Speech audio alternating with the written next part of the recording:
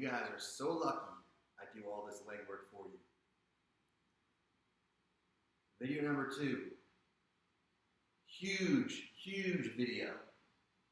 The other difference between, let's call it rotational swing. It's kind of a misnomer though, because every swing is rotating. Some are just more, let's call it bent over baseball swing versus Scottie, Scheffler, Ryan Willis, rotate a bit and extend, and always moving forward. The difference is the tailbone, right above and between your butt cheeks. I'm going to show you videos of pros in a second. Scottie Scheffler, Adam Scott. This is the 1970s Jack Nicklaus swing. This is how I was taught to swing growing up.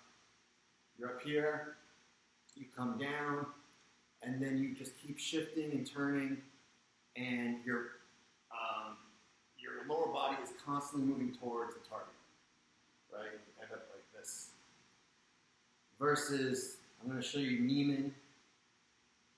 Michael Pereira would be this. Hovland, I'm pretty sure, is this. And I'm going to show you Dustin Johnson too, which is the bent over baseball swing, which is,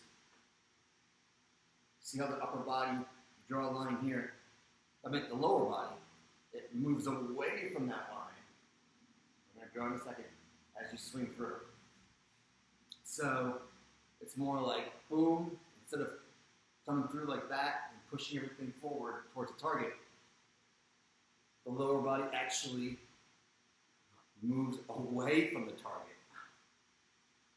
You're always going to get more forward shaft lean with a rotational swing.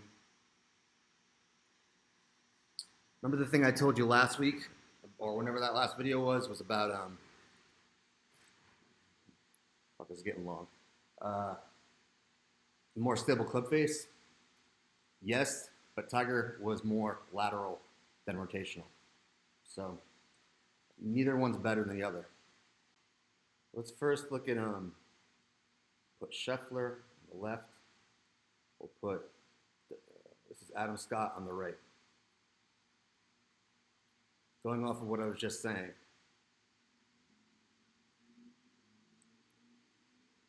Scheffler comes up.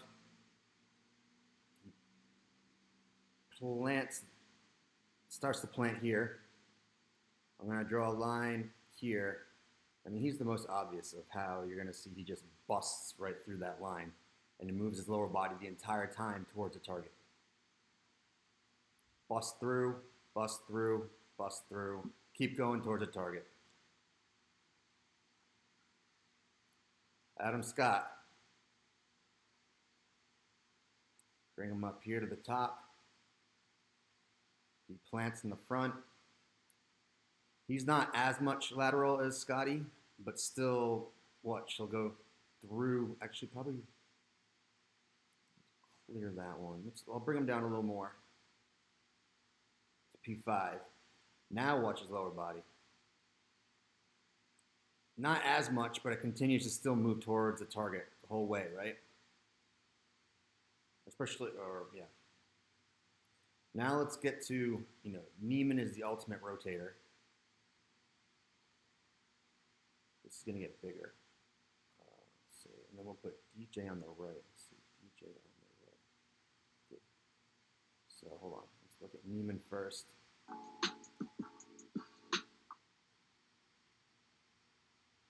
This is just even a little wedge shot, but I wish I had a driver or something.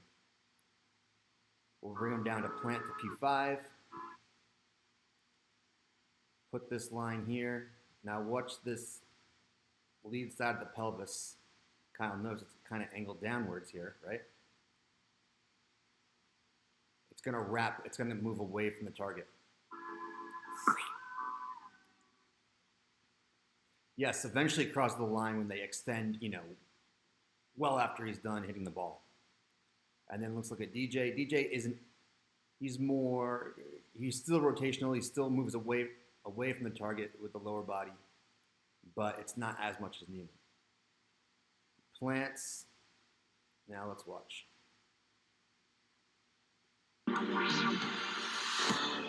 He never crosses. You see, he's hit the ball. He's never crossed the red line. So interesting stuff, right? So that's like, last week I talked about the club face. This week is about they call it the tailbone, the pelvis, rotating away from the target versus busting through that target line and always constantly moving forward towards the target.